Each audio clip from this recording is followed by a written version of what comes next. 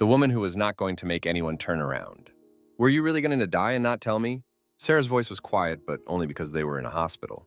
Margaret lay against the raised bed, one arm outside the blanket, the plastic hospital band turned against the inside of her wrist. Her mouth felt lined with paper. There was dried salt. At the corner of her lips she could feel but not reach. The room was too cold, or maybe that was just what happened after they had given you fluids and questions and a thin gown that tied badly in the back. At the foot of the bed, Sarah stood holding a stapled packet she must have gotten from the nurse's station. Her coat was still on. Her purse hung from one shoulder. She had come in fast and stayed that way. Even standing still, she looked like she had stopped in the middle of motion. Margaret looked at the papers first, not at her daughter. A discharge summary, maybe. Lab reports. The words were probably already there, in plain black type, the way Dr. Chen's office had printed them, the way hospitals always did, clean, direct, with no instinct at all for timing. Sarah took one step closer. Did you? A blood pressure cuff on the rail beside the bed shifted and tapped lightly against the metal when Margaret moved her hand. She turned her face toward the window instead of answering. The glass showed only darkness and the reflected edge of the room. That was when Sarah stopped pretending this was a misunderstanding. Margaret Harris was 68 years old and lived alone in a house outside Atlanta she had finished paying off 12 years earlier. She still mailed paper checks for certain bills, though Sarah had tried more than once to set everything up online. She cut her grass during the exact hours the HOA allowed and not a minute earlier. She kept warranties in one folder, tax papers in another, and spare keys in a kitchen drawer with labels written in her own small block letters. 3 weeks earlier, Dr. Daniel Chen had told her the cancer in her liver was progressing, and that if she wanted any real chance at time, she needed to begin transplant evaluation immediately. Margaret had not cried in his office. She had called her lawyer, pulled her insurance papers into one drawer, cleared out part of the garage, and canceled Sarah's next visit with a mild excuse about spring cleaning and road construction. To her, this was not deceit. It was care. 3 weeks earlier, on a Tuesday morning, the coffee maker clicked off just as the sky beyond the kitchen window began to lighten. Margaret stood at the counter with one hand on the edge of the sink until the short spell of weakness passed. It came and went often enough now that she no longer called it anything dramatic. Not dizziness, not pain, just a small departure. A moment in which her body seemed to step away from her and then return. The kitchen looked exactly as it always did in the morning. Dish towel folded over the oven handle. Fruit bowl with 2 lemons and an onion in it because she had nowhere better to put the onion. Magnets on the refrigerator from places she no longer went. The hum of the appliance. The faint yellow dust of pollen gathering on the back deck outside. She poured coffee into the blue mug with the chipped handle and carried it to the table. The yellow legal envelope was still there from the night before. She had started sorting things without admitting to herself that she had started. Bank information, insurance, the name and number of the lawyer who had done her will after Frank died. It comforted her that paper could still be made to stay put. She slid another document into the envelope. Then she looked at it for a moment and turned it face down. At 10:15, she drove to Emory for her appointment with Dr. Chen. Traffic thickened and loosened and thickened again. Atlanta had a way of moving like a clogged artery, which struck her now as an ugly metaphor and therefore probably a true one. She turned the radio low. A man was giving cheerful advice about grilling season. Somewhere else, children were being dropped at school. Roofs were being replaced. Arguments were starting in offices. It pleased her that none of that had paused. The parking deck smelled faintly of concrete dust and old exhaust. She took the elevator up with a young man in scrubs and a woman carrying a balloon that said, "Get well soon," in silver letters. Margaret did not look at either of them. In hospital elevators, people learn not to study one another too closely. It was a courtesy. It was also fear. Dr. Chen's consultation room was too bright and too clean, all pale laminate and efficient chairs. He came in with a tablet in one hand, greeted her by name, sat down, and told her the truth more directly than he had the week before. "We're past the point of watching this and checking again later," he said. "I need you to understand that." Margaret adjusted the strap of her purse on her lap. "I understand." "I'm not sure you do." He was not rude. He was simply a man with no remaining use for soft edges. In another part of her life, Margaret might have appreciated that in him. He turned the tablet slightly and went through the scan results, her lab work, the progression. He said window twice. He said eligibility. He said time sensitive. Each word landed with the neat finality of a stamp. "If you want transplant to remain an option," he said, "we need to begin evaluation now." Transplant sounded excessive in the room, like a word people said on television. Margaret looked at the wall behind him. There was a framed photograph of trees in winter, all bare branches and silver sky. Hospitals always liked pictures that did not ask anything of you. He continued, there are different pathways. Deceased donor list, though that depends on several factors. If there is a potential living donor in the family, that can sometimes move things faster. Margaret answered too quickly. There isn't. Dr. Chen glanced down once, then back at her. You have a daughter. She has a life. That wasn't my question. Margaret folded her hands. Her knuckles looked older than the rest of her. Then ask a different one. He let the silence sit there a moment. Not punitive, just honest. Ms. Harris, he said, I'm not pushing this because it's convenient. I'm pushing because your choices shrink if you wait. And because families often lose time pretending there will be a better moment to have the hard conversation. The sentence irritated her because it was accurate in a broad professional way that ignored particulars. Families, plural, as if they all broke along the same clean lines. There is no conversation, she said. There needs to be. She's busy. Dr. Chen's face did not change, and people clear their schedules for things they understand. There was something close to anger in her then, though not at him. At the assumption built into everything, forms, protocols, eligibility, next of kin, that another person's body could be invited into this. That motherhood, once completed, did not entitle a woman to draw a border at the end of her own life. She is not being tested, Margaret said. He set the tablet down on the table between them. I can't force you to tell her, but I need you to hear me clearly. This is no longer a condition you manage privately until you feel ready. If you collapse at home, or your labs worsen further, we will be making decisions with fewer options.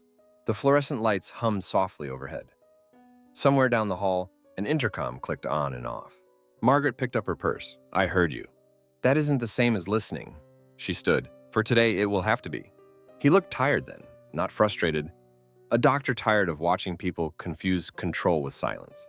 At home, the house felt slightly off, as if it had been entered while she was away and put back together in the wrong order. She set her keys in the ceramic bowl by the door, kicked off her shoes, and stood in the foyer longer than necessary. The grandfather clock in the corner had stopped again. Frank had once known how to open the back panel and fix whatever tiny stubborn part went wrong inside it. Margaret had never learned. She had simply gotten good at resetting the hands. In the kitchen, she called Sarah because Tuesday was one of the days Sarah was least likely to answer, and that made it easier. Sarah picked up on the fourth ring. Hey, Mom, I've got about 2 minutes. Margaret could hear office noise behind her.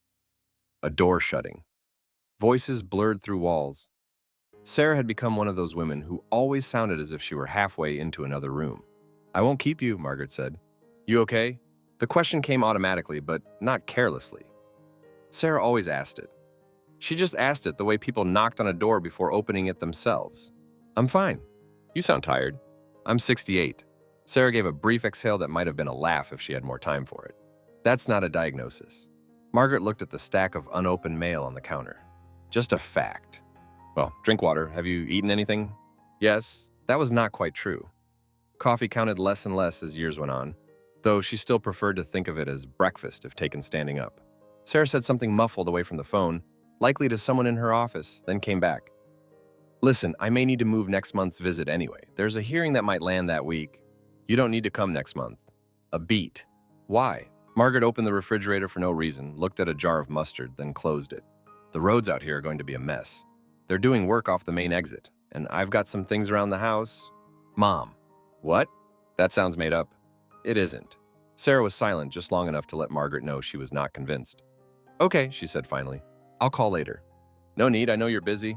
I didn't say no need. Margaret moved the phone to her other ear. Then call if you have time. When she hung up, the kitchen became very quiet very quickly. That evening, she wrote lawyer on a tab and stuck it to one stack of papers. Then house key. Then bank.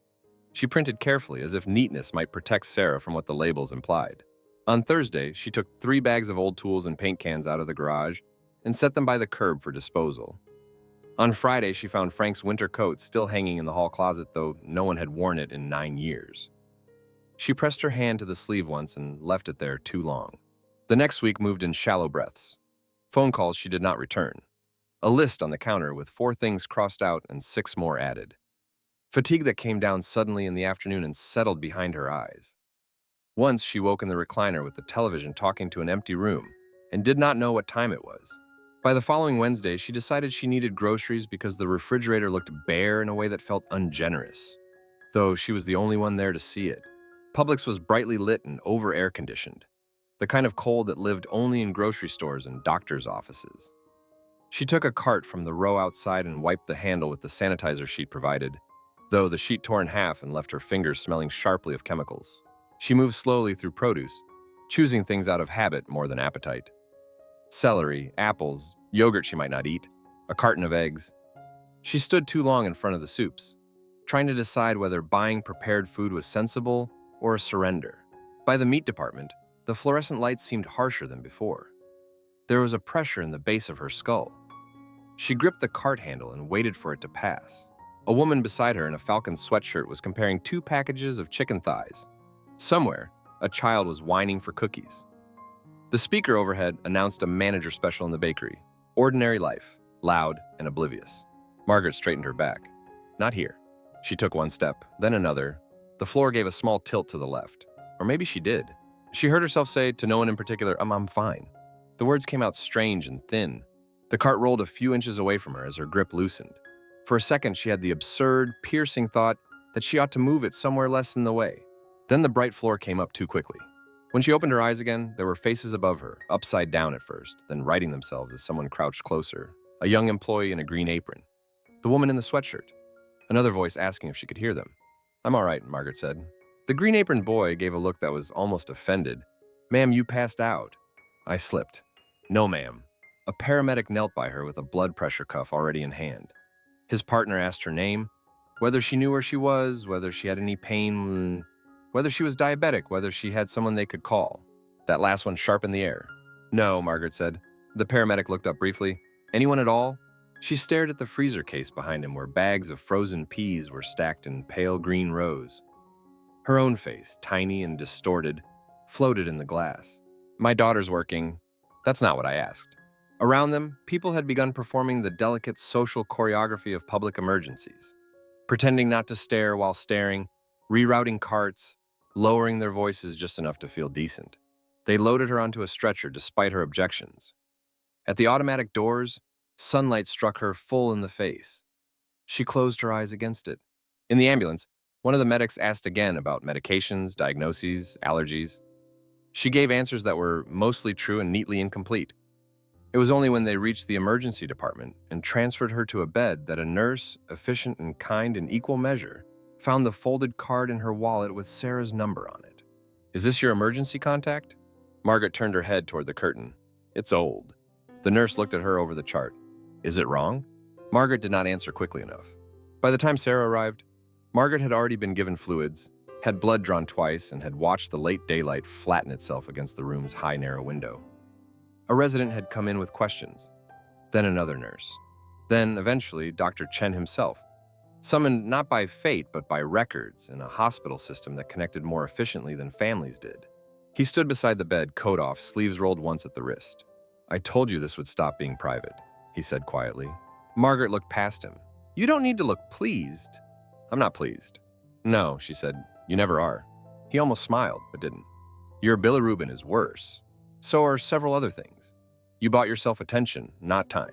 Before she could answer, there were fast steps in the hall, and then Sarah was there, at the door first, then inside, then suddenly too present for the room. She had a leather work bag, her phone in one hand, and that look people carried when they had driven too fast while imagining too many possibilities. Fear had sharpened her face. Anger came in a half-second later to cover it. Mom. Margaret had not heard that tone from her since Sarah was maybe 16. I'm fine, she said automatically. Sarah let out one short breath through her nose. Not a laugh, not even close. Dr. Chen intervened the way practice professionals sometimes did when they sensed the family had arrived, at the real part before the medical part was finished. He introduced himself, explained the fainting episode, the labs, the need for follow-up, the concerns Margaret had been resisting. Sarah listened without interrupting, one arm folded tight across her middle. Resisting, she said at last. Dr. Chen looked at Margaret first, then back to Sarah. Your mother and I have discussed transplant evaluation. Sarah turned fully. You what? Margaret felt the room narrow. It's preliminary, and she said. That's not an answer. It is the only one I'm giving right now. Sarah stared at her, then at Dr. Chen, then at the chart on the counter as if there might still be some administrative explanation underneath all this. a wrong file, a wrong patient. One of those mistakes people told stories about afterward because life had to be allowed that kind of absurdity. A nurse came in to check something on the monitor, hesitated at the atmosphere, and left quickly. The curtain moved in her wake. Sarah stepped out to the desk, asked for paperwork in a voice so controlled it made Margaret uneasy, and came back with several stapled pages in hand. That was the packet she held now at the foot of the bed. The room had gone still around the three of them. Dr. Chen had already excused himself. The nurse had not returned. From the hallway came the muted sounds of another family, another problem, another night beginning badly. Sarah looked down at the papers once, as if willing them to rearrange themselves into something less final. Then she looked up. "Were you really going to die and not tell me?" This time Margaret did look at her. Sarah's eyes were bright but dry. Her makeup had begun to fade at the corners in a way Margaret recognized from years ago, from school recitals and funerals and divorce court parking lots when Sarah had still believed she could hold herself together by refusing one visible crack. Margaret said, "Don't start." Sarah gave a tired, disbelieving shake of the head. "Don't start? You barged in here with paper in your hand like I've committed a crime. What exactly would you call it?" "I had a fall." "You had cancer." The word sat between them in the hospital air, ugly and exposed. Margaret's gaze shifted to the blanket over her legs. There was a loose thread near the seam. She rubbed it once between finger and thumb. Sarah came closer now, no longer keeping the polite distance people keep around hospital beds. Her voice dropped. Not softer, just frayed. "How long?" Margaret did not answer. "How long, Mom?" "Long enough." Sarah closed her eyes for 1 second. When she opened them again, the anger was still there, but it had changed shape. It looked less like accusation now and more like injury. "I call you," she said. "I ask you if you're okay. I ask every time." "And I said I was." "You lied. I managed it." "That is not the same thing." Margaret felt suddenly tired in a way that seemed to come from the mattress itself, from the sheets, from the white ceiling panel above her. "You were working." Sarah laughed once, softly and without humor. "Oh, good, great. So that makes sense, then.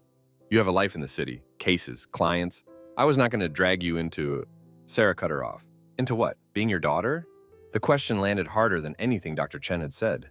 Margaret turned her face away. Behind her, the monitor continued its small, indifferent work.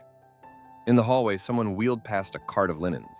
Life, death, bleach, paperwork, fluorescent light. The whole machinery kept moving.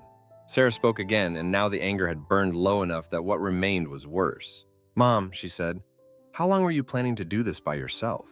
Margaret looked toward the dark window, where the room reflected back at her faintly. Bed rail, IV pole, the outline of Sarah's shoulders, and her own head turned away. Then Sarah asked the question again, more tired than angry now, exactly as if fatigue had finally stripped it down to what it was. "How long were you going to handle this on your own?" Margaret did not speak. She only kept her face turned from her daughter. It was the first answer she gave. "Don't turn your life into the price of mine." By 8 the next morning, Sarah had already found the outpatient transplant desk, gotten 2 appointment windows, moved closer together, and was standing at the check-in counter with a pen clipped to the collar of her blouse like she worked there. Margaret sat in a vinyl chair under a television mounted high in the waiting room corner. A morning show was on with the sound turned low. 2 women were smiling at nothing while closed captions ran beneath them. Someone across from her was coughing into a wad of tissues. The room smelled faintly of old coffee, and the lemony disinfectant hospitals seemed to buy in barrels. Sarah stood with one hand on the counter, listening hard, nodding once, then asking another question before the receptionist had fully finished answering the first. Her coat was folded over her arm. Her hair was pinned back in a way that looked practical rather than flattering. Margaret had seen that version of her before. The courtroom version, the billable hours version, the one that moved through obstacles by turning them into tasks. A clipboard appeared, then another. Sarah signed something, took notes in the margin of a stapled packet, asked about blood work, imaging, consults, timelines, asked whether there was a cancellation list, asked whether the donor evaluation could begin in parallel instead of later. Margaret kept her hands folded over her purse and looked at the potted plant by the far wall, one of those broad-leafed indoor trees with dust on the top leaves and dead brown edges hidden toward the back. It annoyed her that Sarah had switched so quickly from shock to management. Less than 12 hours ago, she had been standing at the foot of a hospital bed looking as if the floor had given way. Now she was rearranging the machinery. When Sarah came back, she set a paper cup of coffee into Margaret's hands without asking if she wanted any. "It's decaf," she said, "and I got you water." Margaret looked up. You don't need to keep bringing me things. Sarah sat beside her. Good morning to you too. Margaret looked at the cup. The lid had been snapped on crooked. You're making this move faster than it already is. Sarah tucked a strand of hair behind her ear and glanced at the forms in her lap. It's already fast. That doesn't mean you have to help it. Sarah let that go by without answering, which somehow irritated Margaret more. A nurse opened the door and called Margaret's name. Sarah stood at the same time. The nurse, a broad-shouldered woman with blue-framed glasses, smiled politely at them both. Ms. Harris and your daughter? Yes, Sarah said. The nurse's smile shifted in the subtle way hospital smiles did when they registered family dynamics but chose not to name them. Come on back. Dr. Chen's office looked the same as it had before. Pale wood, winter trees on the wall, a box of tissues set between two chairs as if someone had measured the correct emotional distance. Margaret took the seat nearest the door. Sarah sat beside her with the packet still in hand and crossed one ankle over the other in a neat, contained gesture Margaret recognized from childhood as Sarah's version of bracing. Dr. Chen came in carrying a file this time, not just the tablet. He greeted them both, asked how Margaret was feeling, and received the answer she gave everyone now, fine. He nodded once, acknowledging the word without accepting it. Then he sat down across from them. I'd like to be very clear about where we are, he said. Margaret's shoulders tightened before he got any further. She kept her face arranged. We are moving toward transplant evaluation, he said. That does not mean surgery tomorrow. It means determining whether transplant is medically realistic, whether you qualify, and what path gives you the best chance. The most practical option, given the timing, is to prepare as though transplant is the direction. Sarah asked, and if she waits? Dr. Chen looked at her. The window narrows, possibly closes. Margaret adjusted the cuff of her sweater. You do enjoy that word. Window? Yes, it's accurate. Sarah turned slightly toward Margaret. Can you stop doing that? Doing what? Answering like this is a debate you can win by being difficult. Margaret looked at Dr. Chen instead of at her daughter. You see what I mean. Dr. Chen folded his hands. I see that everyone in this room is frightened in a different style. That might have been a useful sentence in some other family. Here it simply sat there. He went on, steady and brisk. More blood work. Imaging. Consults with transplant surgery and psychology, nutrition review, financial clearance. If a living donor was being considered, there would be separate evaluation, separate advocates, separate consent. No one would be pushed through casually. They were careful to say that hospitals. Careful. As if the word itself could soften what was being asked. Sarah said, I want to start the donor testing.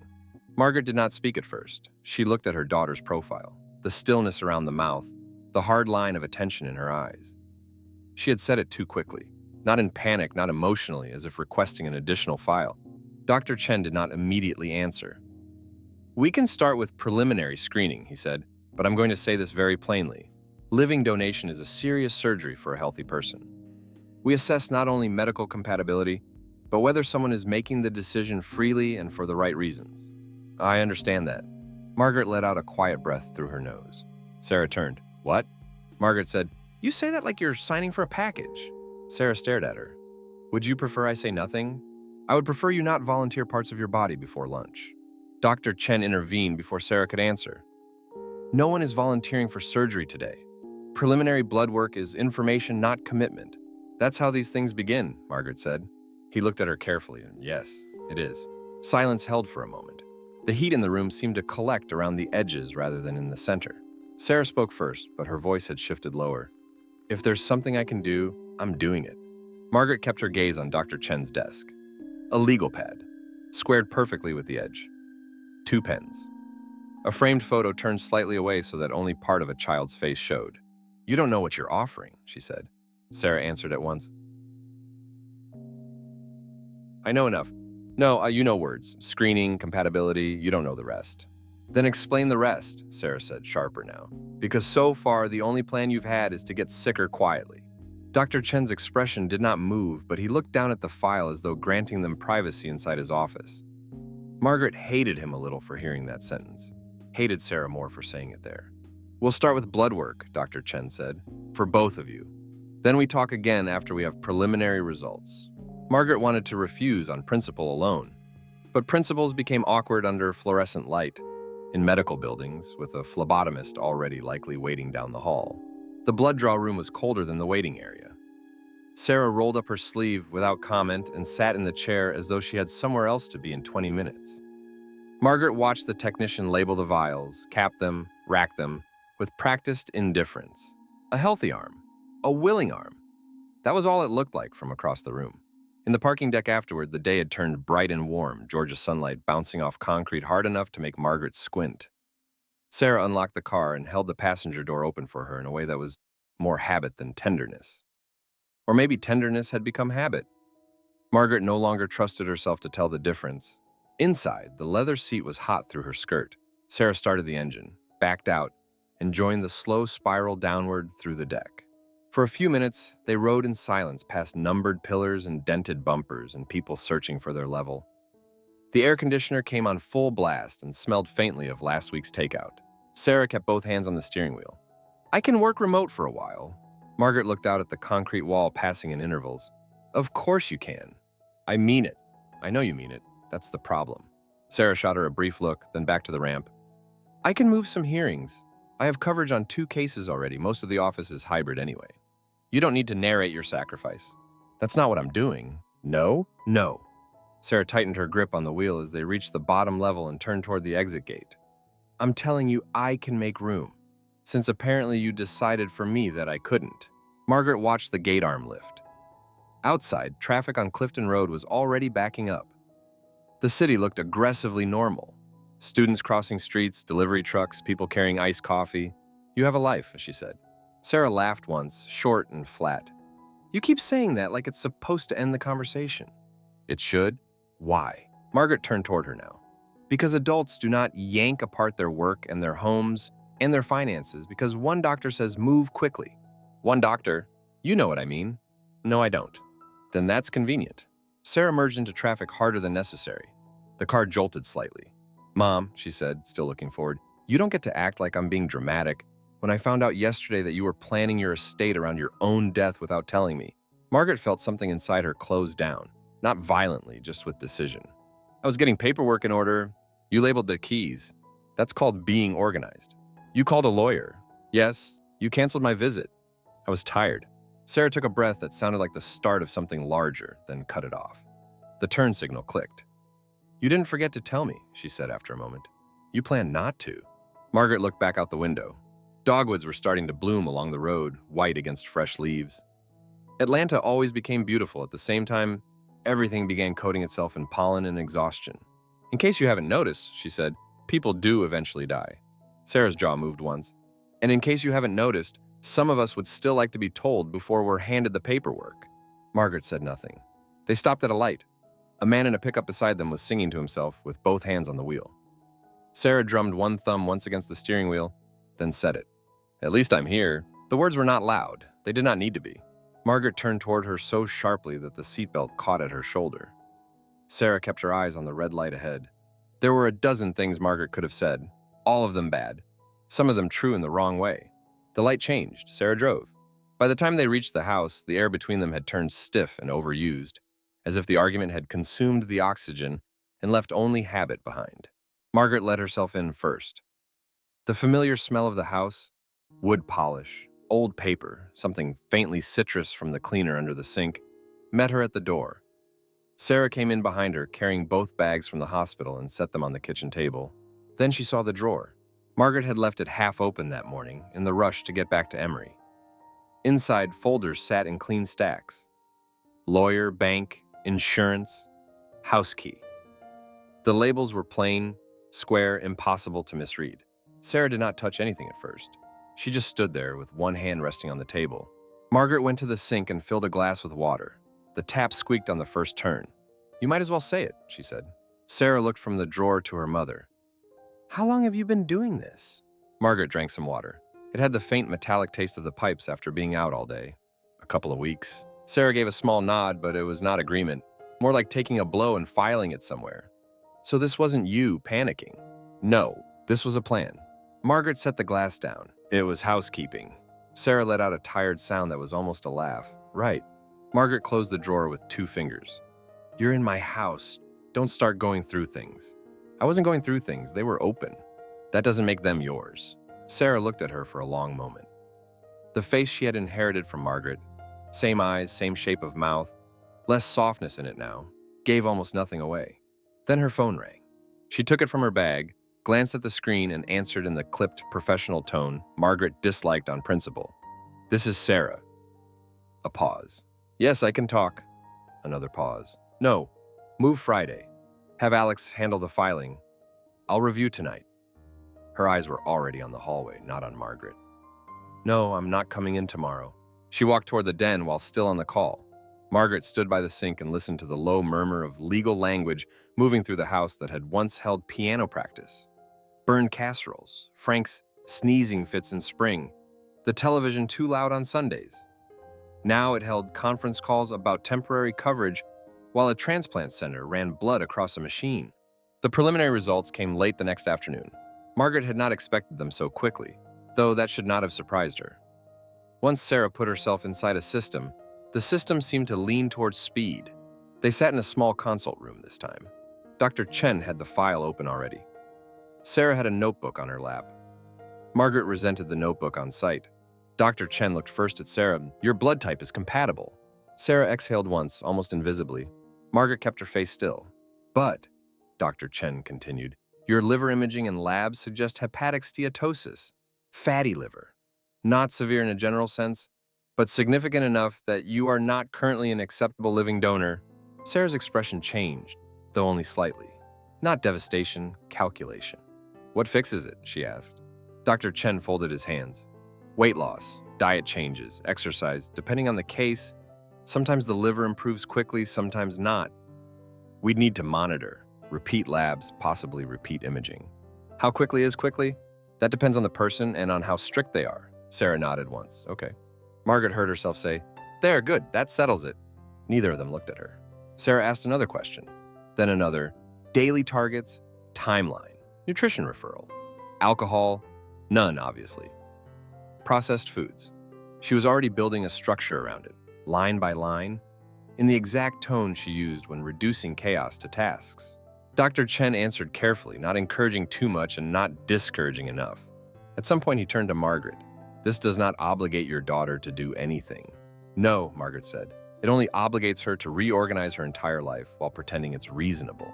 Sarah finally looked at her. "Can you not do this in here? Where would you prefer I do it? In the real world?" Margaret almost smiled. This is the real world. On the drive home, Sarah stopped at a pharmacy for protein shakes and at Publix for salad greens, plain yogurt, chicken breasts, frozen berries, oatmeal, and things Margaret would never have chosen voluntarily. She moved fast through the store, with a basket on one arm and her phone open to some nutrition notes on the other. Margaret followed more slowly past displays of chips and bakery cakes and brightly printed frozen dinners. The store's air conditioning raised goose flesh on her forearms. At the checkout, Sarah read labels while unloading groceries as if cross-examining them for fraud. Back at the house, she carried the bags into the kitchen, opened the refrigerator, and began taking things out. A carton of orange juice, butter, a tub of chicken salad, frozen lasagna from the freezer, ice cream Frank used to like, still bought now and then out of old habit Margaret would have denied if asked. Sarah set each thing on the counter in separate groupings. Keep, maybe no. Margaret stood in the kitchen doorway with one hand against the frame. "What are you doing?" Sarah did not turn around. "Fixing what I can fix." "This is not your kitchen." "It is for now." The answer came too quickly to be improvised. Margaret felt it enter the room and stay there. Sarah straightened and brushed cold air off her hands. "I'm staying here a while." Margaret stared at her. "No. I already told the office I'm remote." "You told them wrong." Sarah closed the refrigerator with her hip and faced her fully. "I'm not commuting back and forth from Midtown every day while doing this." "Doing what?" "Appointments, food, driving, whatever comes next." Margaret stepped into the kitchen. Her slippers made almost no sound on the tile. "You don't move into someone's house like a response team." Sarah's mouth tightened. "You live alone. You fainted in a grocery store. You have cancer. And you thought the appropriate next step was label making." Margaret could feel the kitchen around them with painful clarity. The hum of the refrigerator, the bowl of lemons on the table, the afternoon light across the floor showing every streak she had missed with the mop. "You are not turning this place into a camp." "I'm changing the food." "You're changing the whole room." Sarah looked back at the counter and picked up the frozen lasagna as if to move it somewhere else. You eat like it's still 2004. Oh, that's helpful. It's information. It's judgment. Sarah set the lasagna down harder than she meant to. Fine, it's judgment. For a second, neither of them spoke. Then Sarah opened a cabinet, found a stack of food storage containers, and began reorganizing a shelf without asking where anything went. Margaret watched her move through the kitchen with quick, competent irritation, reading nutrition labels, checking dates, clearing space. Not tender, not cruel, worse than either, necessary, like a woman preparing for a long case. Margaret stood at the doorway and felt the house shift around this fact. One overnight bag by the stairs, laptop on the table, new groceries, a daughter, opening and closing cabinets she had not opened freely in years. The old distance between them had not been healed. It had been replaced by logistics. Sarah crouched to make room in the freezer, pushing aside a bag of peas and 2 old casseroles wrapped in foil. How long has this been in here? It freezes, Margaret said. That isn't a date. Margaret said nothing. Sarah kept working, jaw set, moving with the narrow focus of someone trying not to think too far ahead. The refrigerator shelves were half empty now. The counter was crowded with what no longer fit the plan. Afternoon light had shifted toward evening, turning the kitchen window into a pale reflection. Margaret did not think, my daughter is saving me. She stood there, listening to the sounds of plastic bins sliding, freezer drawers opening, paper grocery bags being folded flat, and thought only, everything had started. The years nobody gives back. By the 3rd week, Sarah's routines had developed a sound of their own. At 6:30 each morning, Margaret heard the soft thud of sneakers on the upstairs landing, then the measured creak of the back door opening and closing. 40 minutes later, the blender started in the kitchen. Brief, aggressive, and possible to mistake for anything domestic or kind. Around noon came the clipped cadence of conference calls from the dining room, Sarah's lawyer voice flatter than her usual one, all edge sanded off so it could pass through a screen. In the evenings, cabinet doors opened and shut with more purpose than noise. Containers stacked. Labels turned outward. Chicken, greens, yogurt, berries, oats. The house no longer felt occupied so much as managed. Margaret stood at the stove and stirred the pot more than it needed. The smell had already filled the kitchen. Butter, onion, chicken broth, a little black pepper. She had not made chicken and dumplings in years. Sarah used to ask for it when she was small and sick. Then later, when she came home from college, the first winter break, and looked too thin from cafeteria food and bad sleep. It had been one of those meals that meant something without announcing itself. Not special, just reliable. She rolled the dough out thinner than she meant to and cut it into uneven strips. The counter held a dusting of flour.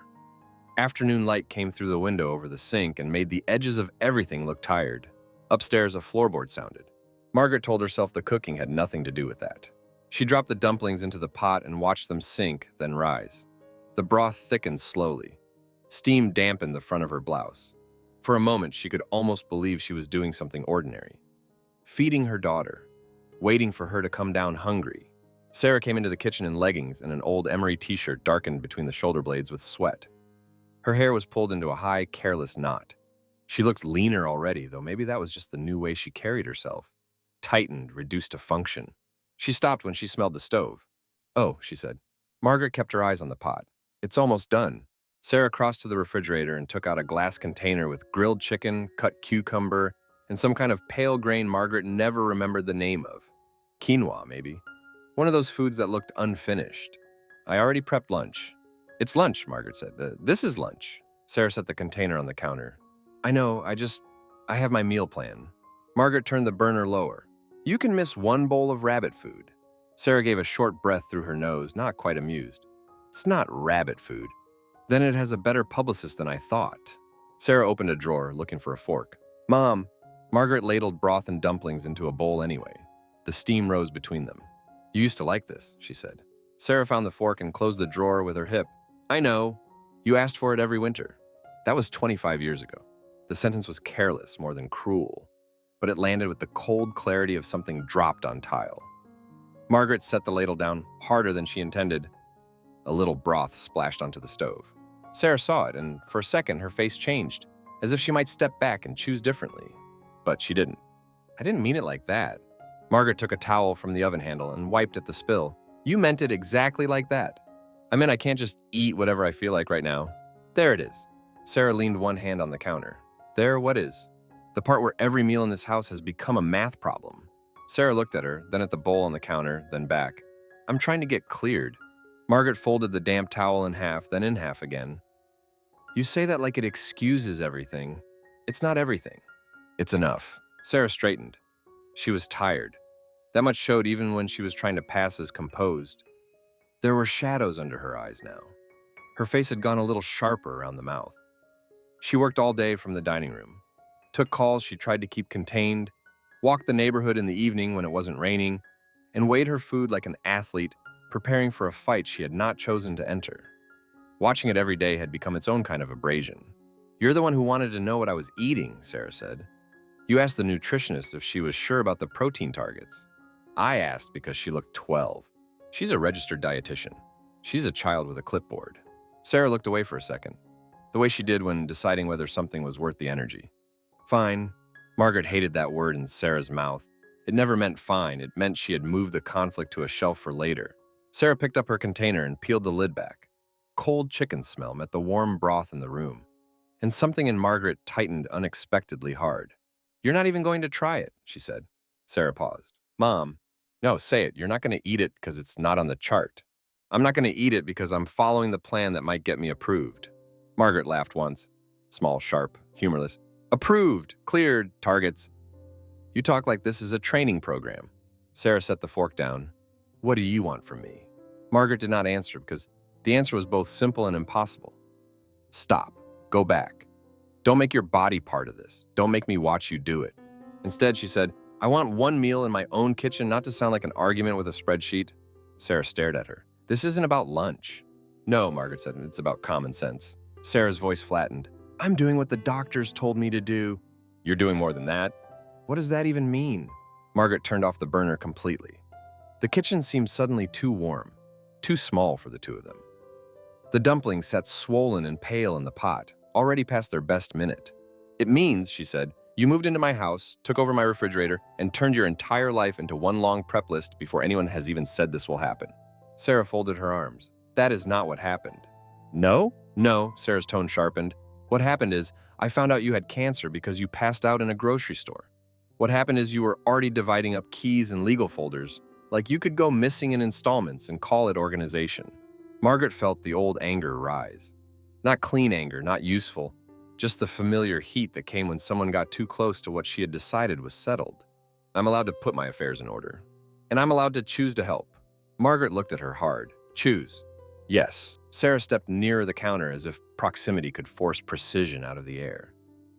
You keep acting like I'm being dragged into this. I'm not. I'm choosing this. Margaret heard herself answer before she had fully decided to speak. That's what everyone thinks at the beginning.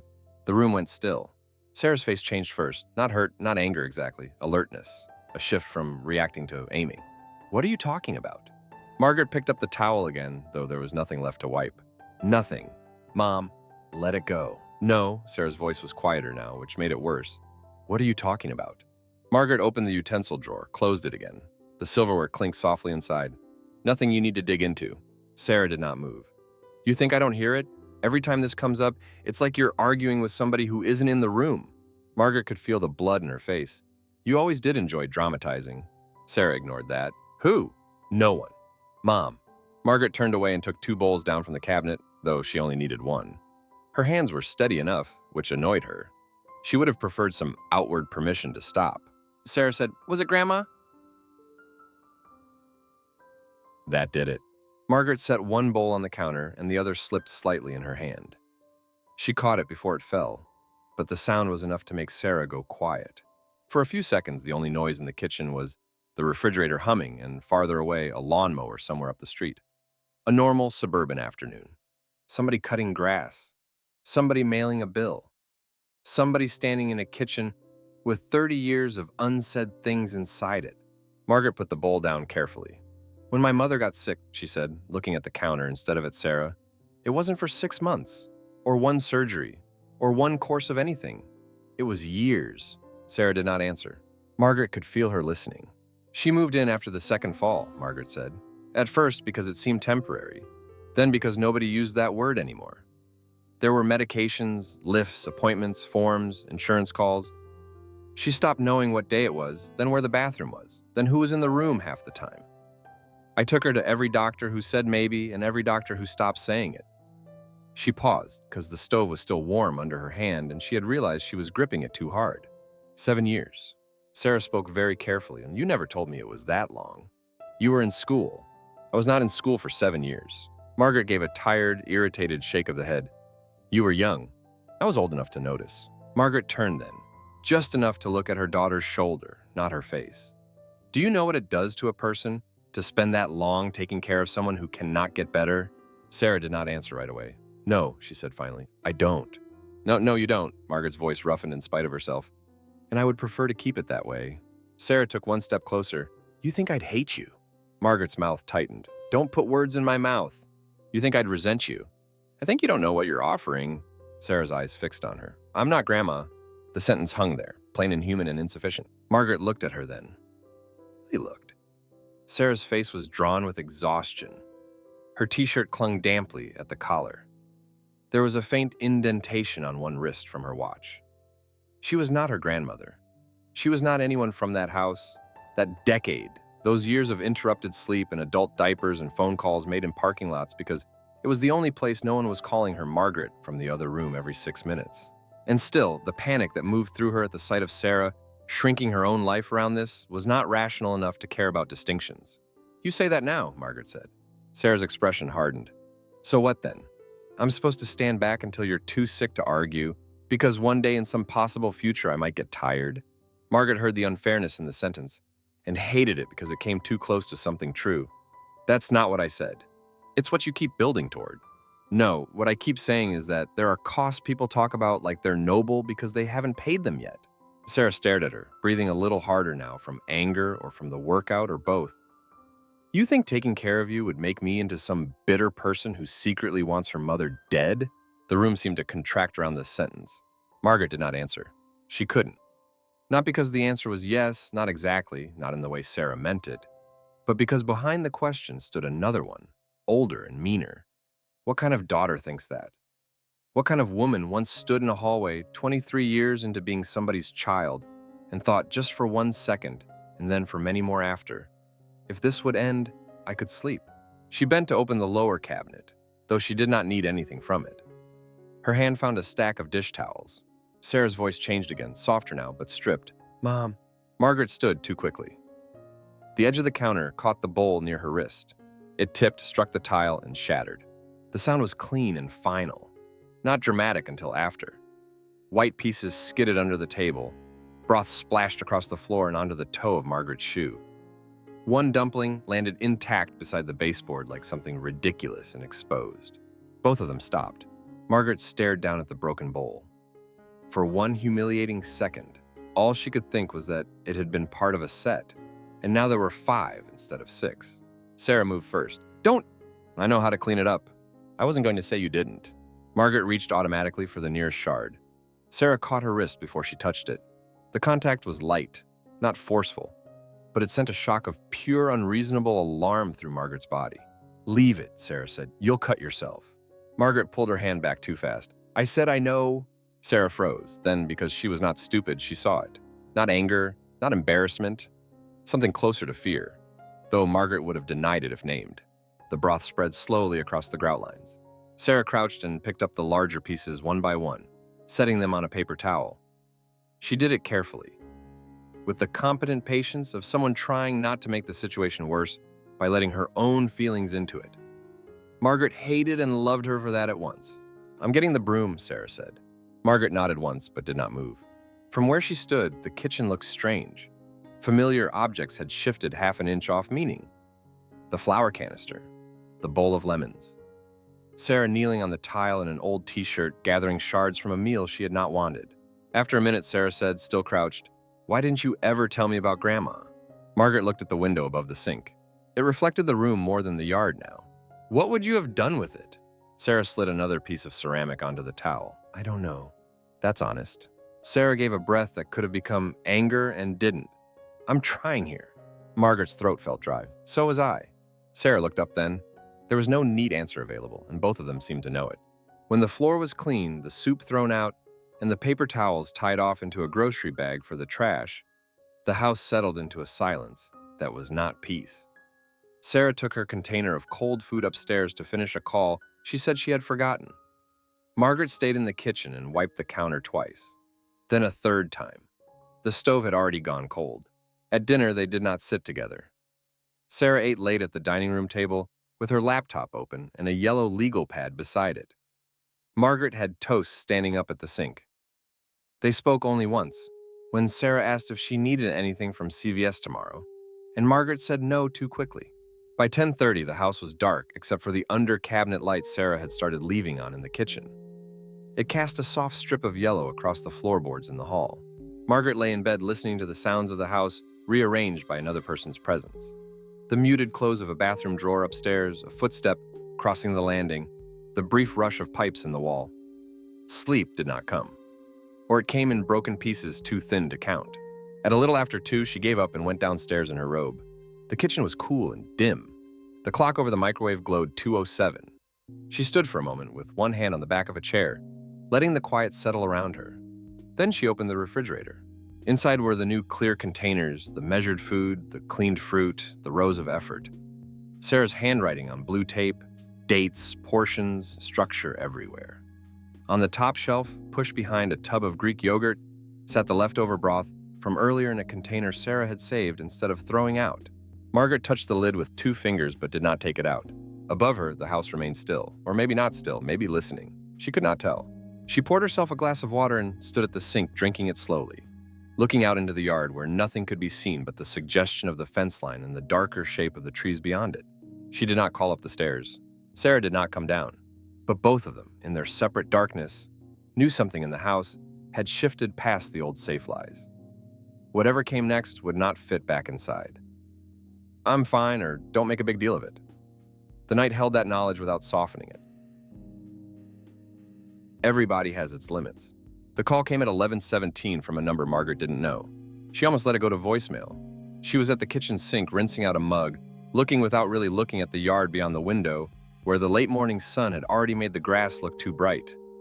Unknown numbers usually meant campaigns, surveys, pharmacies, someone asking her to confirm something she had not asked for in the first place. The phone kept ringing. She wiped her hand on the dish towel and answered with her usual guarded hello. "Is this Margaret Harris?"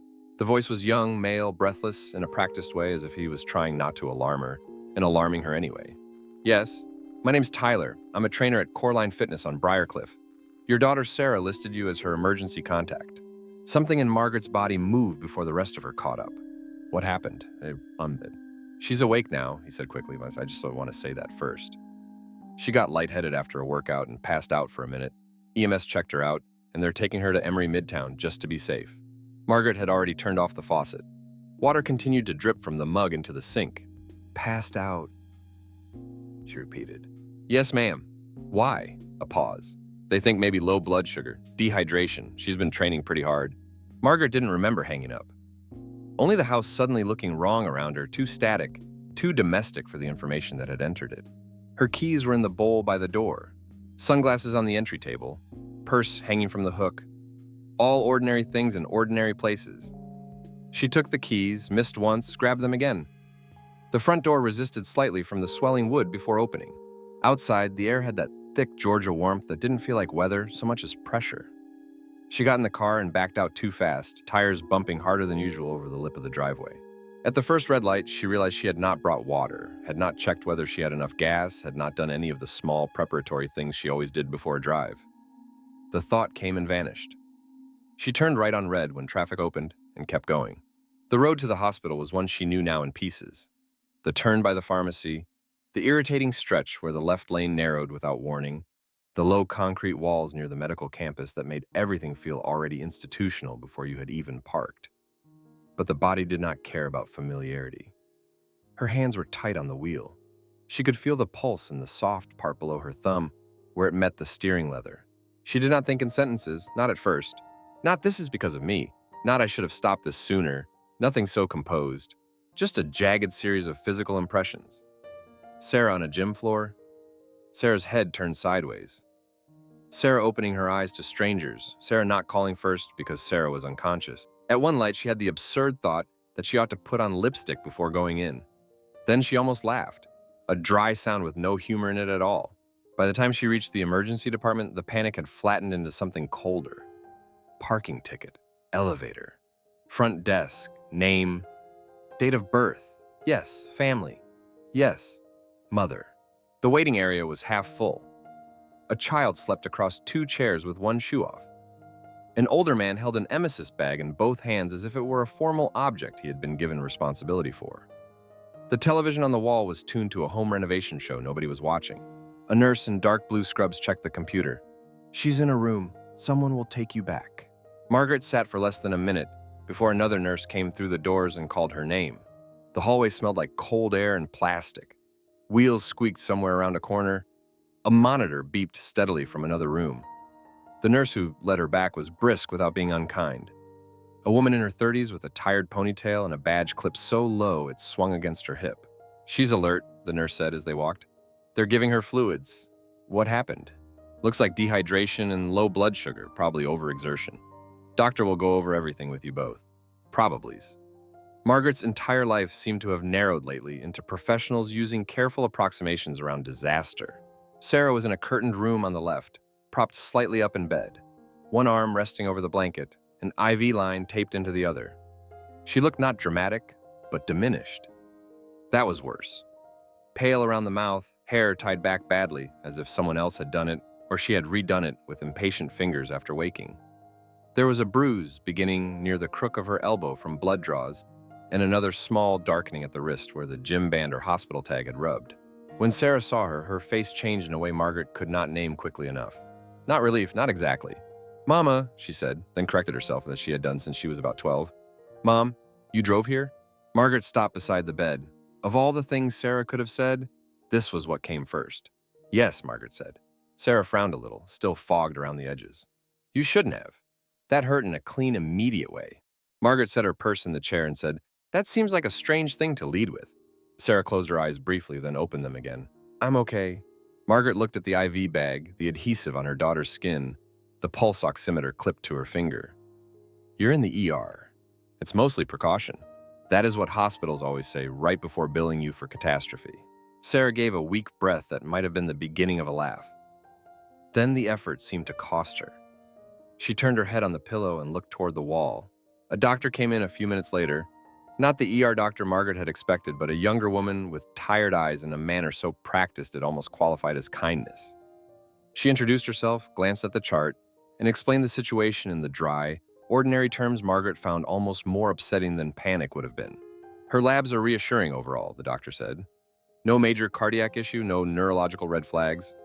Blood sugar was low when EMS checked her. She's also dehydrated.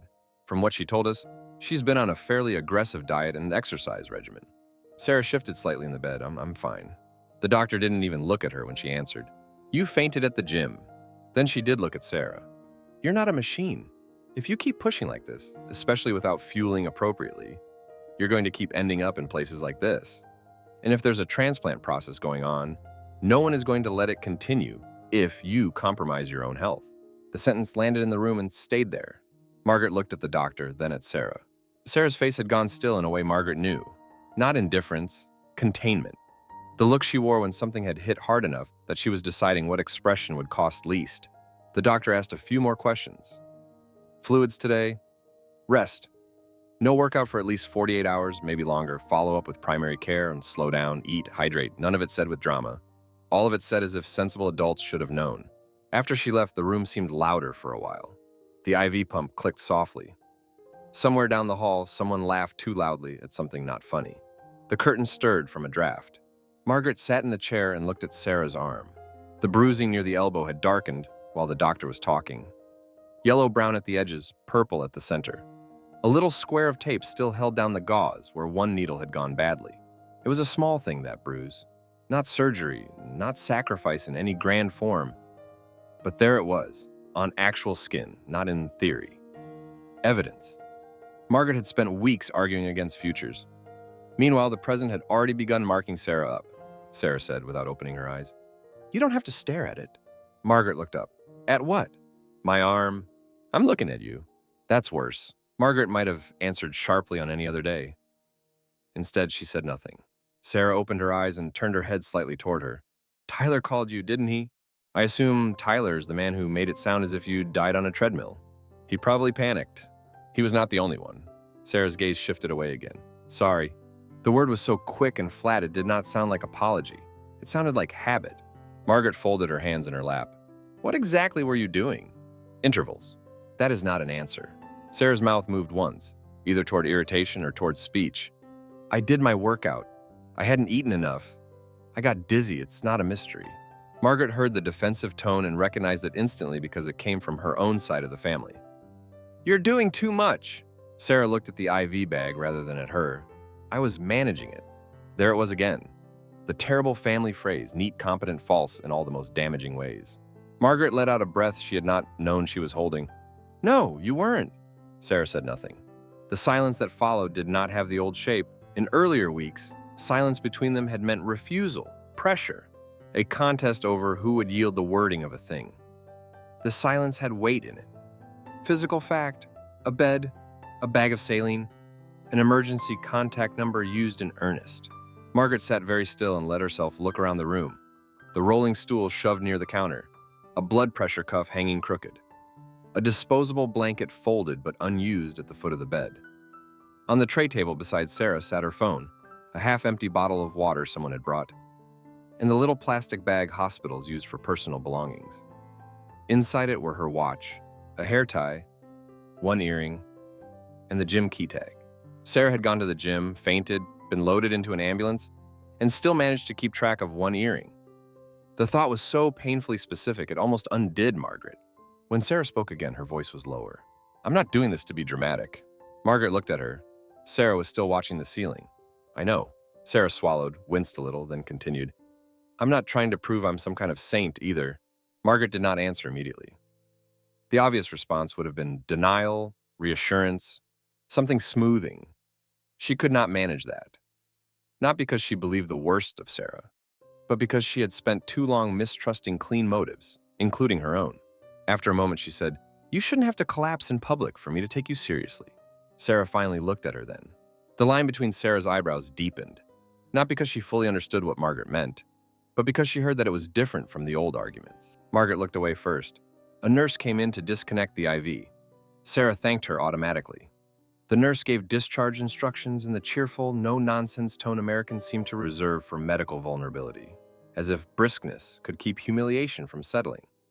More fluids, salt, protein, no hard workouts for a few days.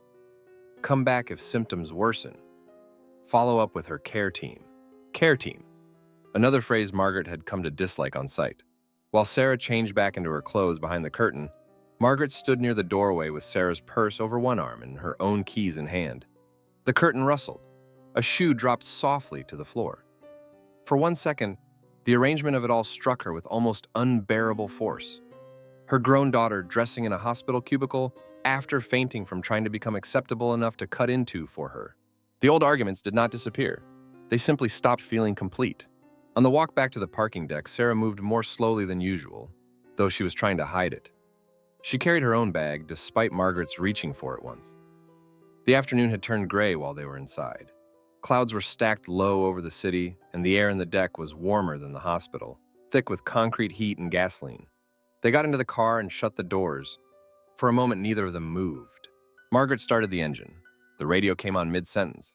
Some host talking about traffic on I-85, and she turned it off at once. They drove out of the deck in silence. At a stoplight, Sarah leaned her head briefly against the passenger window, not theatrically, just because the glass was there. Her face in reflection looked older than 38 for a second, then young again. Margaret kept both hands on the wheel. Traffic crawled. A city bus sighed beside them and moved ahead.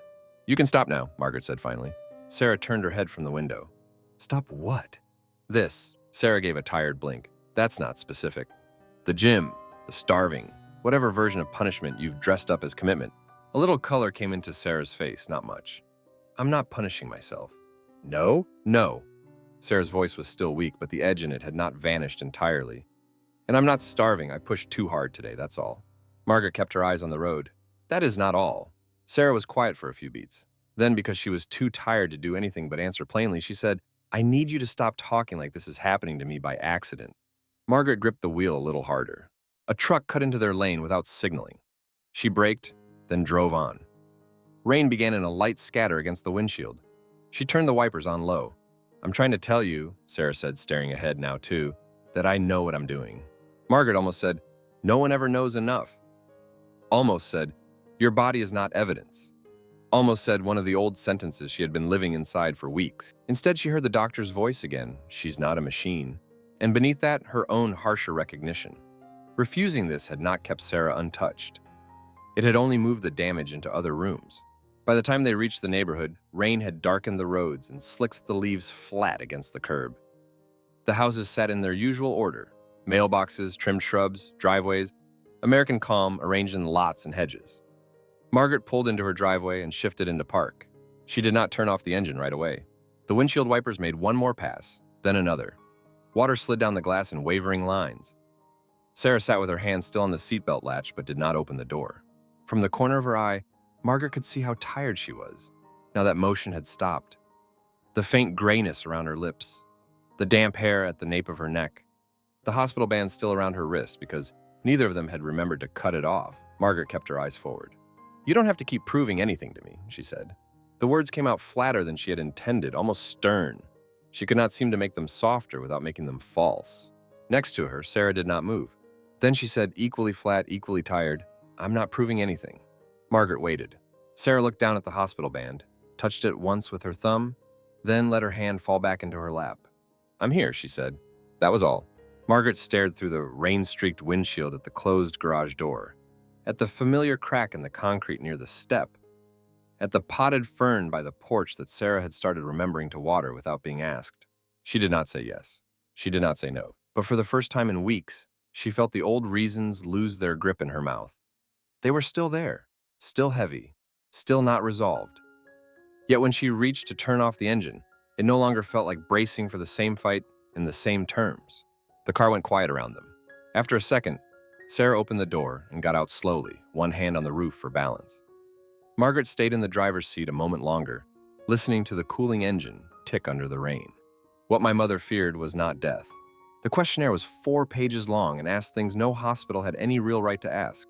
At least not the way this one did.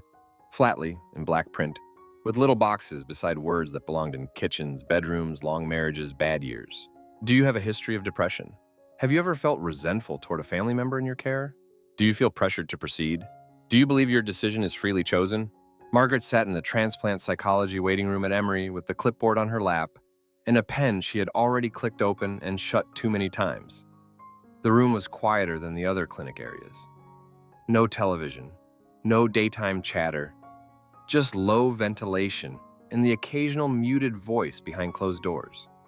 Someone had arranged a stack of magazines on the side table, but they were old enough that one still had a Christmas cookie on the cover.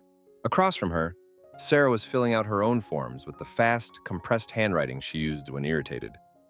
She had gone back to eating more after the ER visit, under orders from everyone with a badge, but the last few weeks still showed in her face.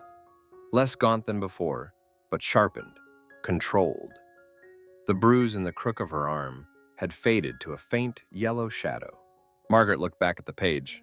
Have you ever had thoughts during caregiving that caused shame or distress? She set the pen down. Sarah glanced up. Okay? It was the kind of question people asked in medical buildings because the alternative was naming the more precise one. Are you about to walk out? Are you about to say no again? Are you about to make me drag this another month? Margaret said, these people don't know the difference between medicine and gossip. Sarah almost smiled, but didn't. I think they call it screening. Of course they do. Sarah looked back down at her form. You don't have to enjoy it. That's generous. The receptionist opened a door and called Margaret's name. The office was smaller than Margaret expected, not soft in the fake way some counseling rooms tried to be. No scented candles, no inspirational sayings on the wall. Just a desk, 2 armchairs, a lamp with a crooked linen shade, and a narrow window that looked out onto the parking deck. The woman inside stood to greet her. Elena Ruiz, she said. She was in her 40s, maybe, with dark hair pulled back low and a face that did not rush to reassure. Not unkind, just unwilling to perform comfort ahead of truth. Margaret shook her hand and sat. Elena took the chair across from her rather than the desk. I know you've met about 10 different people in this process already. 12, Margaret said. Elena nodded as if that improved the situation slightly. I'm the transplant psychologist. This meeting is a required part of the evaluation. My job is not to talk you into anything. It's to understand how you're making this decision, where the pressure points are, and whether anyone's getting pushed into a medical choice for the wrong reasons. Margaret folded her hands over the clipboard. You'll be disappointed. I've made everyone's life harder by refusing. Elena gave a small, unreadable smile. That's one interpretation. Margaret waited for the woman to soften that. She didn't. Instead, Elena said, Tell me why you've been refusing. Margaret had prepared for this more than she cared to admit. Not with words exactly, but with position. The moral line, the plain one, the one nobody could object to without sounding monstrous. I don't want my daughter giving up part of her body for me. Elena nodded. All right. Margaret waited again, still no argument. Elena glanced briefly at the notes in her file. If the living donor were not your daughter, if it were some other medically appropriate adult who knew the risks and wanted to proceed, would that feel different? The question irritated Margaret at once, because it was too clean and too useful. That's not the situation. I know, Elena's voice stayed even. I'm asking you to separate the general ethics from the specific relationship. Margaret looked toward the window. A woman in a blue cardigan was crossing the parking deck below, carrying a lunch bag and walking fast enough to suggest she was late for something ordinary. I don't like hypothetical questions. I know. That, more than anything, made Margaret look back at her. Elena sat with her notebook untouched on one knee. Not writing yet. Waiting. Margaret said it would be different. How? Margaret disliked the shape of the conversation now. It had already moved her off the safe ground where she got to be the mother making a simple sacrifice. Off it and into something smaller, less flattering. It would still be risky, she said. I wouldn't like that. But, Margaret's mouth tightened. But it wouldn't be my child. Elena nodded once. That matters. Yes, because... Margaret almost said because it does. A dead-end answer. One she had used before with doctors, with Sarah, with herself in the kitchen at 2 a.m. Instead, she said, well, because if something goes wrong, she carries it. Elena did not pounce on the pronoun. She carries the surgery? Elena asked. Yes. She carries the recovery? Yes. Elena's tone stayed dry, practical. And if transplant succeeds? Margaret looked down at her hands. The skin at the knuckles had thinned so much in the last few years. It still happened, she said. Elena waited. Margaret could hear the ventilation in the room. A faint rattle in the ceiling. Somewhere in the hall, somebody laughed once and then stopped. Finally, she said, I had a friend, Linda Hatcher. We were never terribly close, but close enough to know the story of her life for several years, whether I asked or not. Her nephew donated part of his liver. Elena said nothing. They said all the right things, Margaret continued. Good candidate. Good odds. She got the transplant. People sent casseroles. Churchwomen called it a miracle. Her nephew recovered well. At least that's what everyone said. Margaret rubbed her thumb once over the edge of the clipboard. Linda still died. Not right away. Complications, infections, one thing after another. It dragged. Elena asked, how long ago? 8 years, maybe 9? And what stayed with you? Margaret gave a short, humorless breath. The part where the boy lived. Elena didn't move. Margaret went on because she had started now and stopping would look too much like weakness. He was fine, medically. That's what people kept saying. Fine, but every time anyone mentioned Linda after that, his face changed. Not dramatically. He wasn't hysterical, just he had to keep living after doing something irreversible for someone who still died. Elena leaned back slightly in her chair. So in your mind, the risk is not just surgical. No, it's also what the donor has to live with afterward if the outcome is bad. Margaret looked at her sharply. That's not abstract. I didn't say it was. Elena crossed one ankle over the other. I'm trying to be precise. Margaret looked back toward the window. After a moment, Elena said, that's a real medical fear. And it's also carrying some psychological meaning for you that may be larger than Linda. Margaret felt irritation flicker again. Psychological meaning is what people say when they want to turn history into a metaphor. Elena's face didn't change. No, it's what I say when someone is using one event to hold together a whole structure of dread. That shut the room for a second. Margaret said, you people really do have a phrase for everything. Yes, Elena said, and it's one of our more annoying traits. The answer was dry enough that Margaret almost smiled, though she didn't. Elena picked up her notebook then, finally, but only rested it on her knee. Your chart notes mention your mother had Alzheimer's. Margaret felt her spine change against the chair back. Yes. How long were you her primary caregiver? 7 years. Elena nodded. That's a long time. There was something in the plainness of the sentence Margaret couldn't quite bear. If Elena had sounded pitying, Margaret could have dismissed her. If she had sounded clinical, Margaret could have resisted. But she sounded like a person counting. It was what it was, Margaret said. Elena looked at her for a long moment. Did you resent her? Margaret's first instinct was immediate and old. Of course not. She was my mother. What kind of question is that? But the form was still on her lap. The checkboxes. The words shame and distress sitting there in hospital font. So instead she said, sometimes. Elena waited. Margaret's mouth had gone dry. Sometimes I resented the house, the smell, the routines, the way every day got eaten before it started. Sometimes I resented the sound of her calling my name when I had just sat down. Sometimes I resented people telling me I was such a good daughter when they were going home to sleep. Elena nodded once, small and steady, as if these things belonged in the room and were not there to shock anyone. Margaret looked at the floor. There were nights, and she said, and then stopped. She had not planned to say this. Not to a stranger with a legal pad. Not in a medical building where people would later discuss eligibility and emotional readiness and whether she was psychologically fit to sign. Elena did not rescue her. There were nights, Margaret said again, more flatly now because anything softer would become self-pity, when I went to bed and hoped the next morning would be the morning she didn't wake up. The silence after that was not dramatic, just complete. Margaret kept looking down.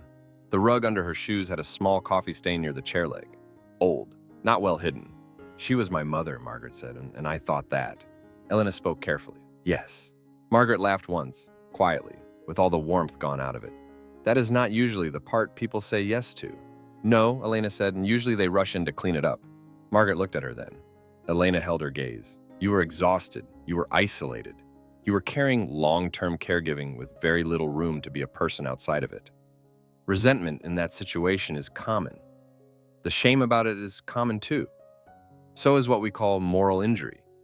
The damage that happens when you have thoughts or feelings that violate the story you believe about what a good daughter, a good wife, a good person should feel. Margaret swallowed. Elena did not make the next part easy. A thought you had in extremis is not the whole truth of who you are. Margaret said nothing. And Sarah, Elena continued, is not your mother. That one landed differently. Not because Margaret hadn't heard something like it before.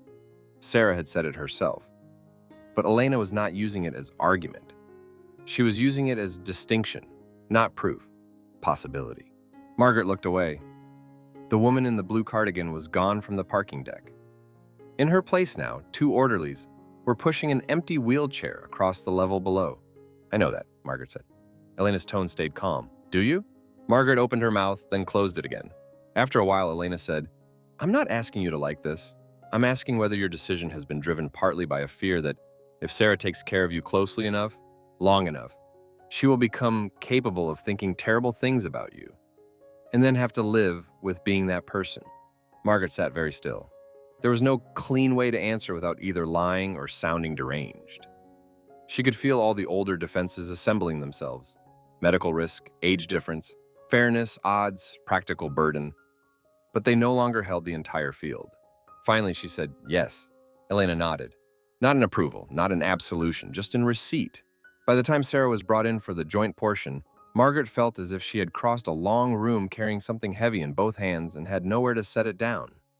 Sarah came in with her own guarded posture, sat on the far side of the small table, and looked between them once before settling on her mother. Elena recapped carefully, without betrayal. Medical concerns, family dynamics, fear of burden, the need to separate shame from consent. She did not mention Linda by name. She did not mention the exact sentence Margaret had spoken about the mornings she wished not to come.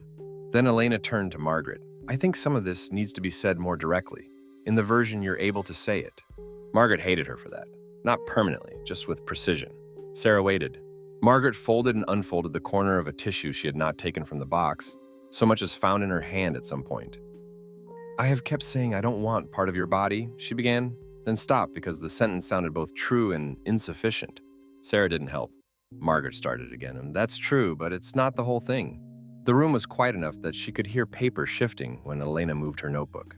When my mother was sick, Margaret said, looking not at Sarah but at the edge of the table, it went on a very long time, longer than people imagine, when they used phrases like being there for family, and I was not always noble about it. Sarah's face changed, only slightly. Margaret kept going because she had no real choice now except humiliation or retreat, and retreat had become too expensive. I know what it is to take care of someone until you stop recognizing yourself in it. I know what it is to be tired enough that ugly things cross your mind. So when you started doing all this, she gestured vaguely, meaning workouts, food plans, hospital visits, the whole machinery. I did not think my daughter loves me. I thought, one day she may pay for this in ways neither of us can undo. Sarah stayed very still. Margaret forced herself to look at her then. I wasn't refusing because I think you're weak, she said. I was refusing because I was afraid the cost would land deeper than the scar. Sarah's jaw tightened once. She looked down, then back up. When she spoke, her voice was low and steady in the way it became when she had cut away all the extra language. You don't get to decide what kind of person I'll become for me. No flourish, no tears, just the sentence. Margaret looked at her daughter's face. The fatigue in it, the stubbornness, the age she herself had contributed to and failed to fully keep up with. Elena did not interrupt. Sarah said, "You keep acting like the only choices are innocence or ruin. Like if I do this, I'll wake up one day and blame you because that happened to you once in another house with another person." She swallowed. Maybe I get resentful sometimes. Maybe I get scared. Maybe I hate parts of it. I'm still here. Margaret opened her mouth, but no useful sentence came. Sarah looked down at her hands. You've been protecting me from a version of me that only exists in your head. The words were sharper than the earlier sentence, but still not theatrical. Just tired. Accurate in a way accuracy often is, when nobody has the energy left to decorate it. Elena said quietly, "What do you want to do now, Margaret?" Not what did Sarah want, not what medicine preferred, not what the process recommended. What do you want to do now? Margaret sat with it. The room had a faint smell of coffee from somewhere beyond the closed door. Outside the narrow window, a gray afternoon had settled over the deck. She thought of Linda's nephew and his face at the funeral reception, polite and stunned at once. She thought of her own mother calling from the bedroom for water. Then again, because she had forgotten, Margaret had already brought it. She thought of Sarah on the ER bed, the bruise in her arm, the first thing she'd said being, "You drove here?" as if concern still ran downhill by habit. There was no revelation in it. No healing light, just the slow collapse of an excuse that had once looked enough like love that Margaret had been willing to live inside it. She let out a breath. Then she said, "I want to continue." Sarah did not react dramatically. Her shoulders lowered by an inch, maybe, that was all. Elena nodded once. All right. Later, when the signatures were done and Dr. Chen appeared briefly with the next procedural steps, labs, imaging, meetings, dates, Margaret heard only part of it. Not because she was confused, but because the decision itself had left her oddly emptied out. Not peaceful, just quieter, as if some long internal argument had finally exhausted its own voice. They ended up in the hospital cafeteria because it was there, and because leaving immediately would have made the morning feel too ceremonial. The place smelled like tomato soup, bleach, and fryer oil. People in scrubs stood in line with the flat, hungry patience of people who had learned to eat quickly without complaint. Sarah carried both trays and set one down in front of Margaret. The soup was thin and too hot at first, then not hot enough by the third spoonful. Neither of them seemed to like it. For a while they ate without speaking. A man at the next table kept shaking salt onto his fries long after they were fully covered. Somewhere behind them, dishes clattered into a gray plastic tub. Margaret looked down at the carton of milk that came with the tray and realized she had forgotten to take it from the cooler. Sarah had apparently noticed that before she did. It sat there already, unopened. Margaret touched the spoon to the edge of the bowl, once, twice. Then she said very quietly, I'm sorry I kept thinking the only way to love you was to push you away. Sarah didn't look startled. Maybe she had been waiting for some version of that. Maybe she had stopped expecting it, and that made it easier to receive.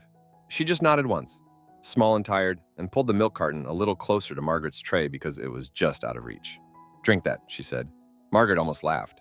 Not because anything was funny, because the sentence was so ordinary it could hold what bigger ones could not.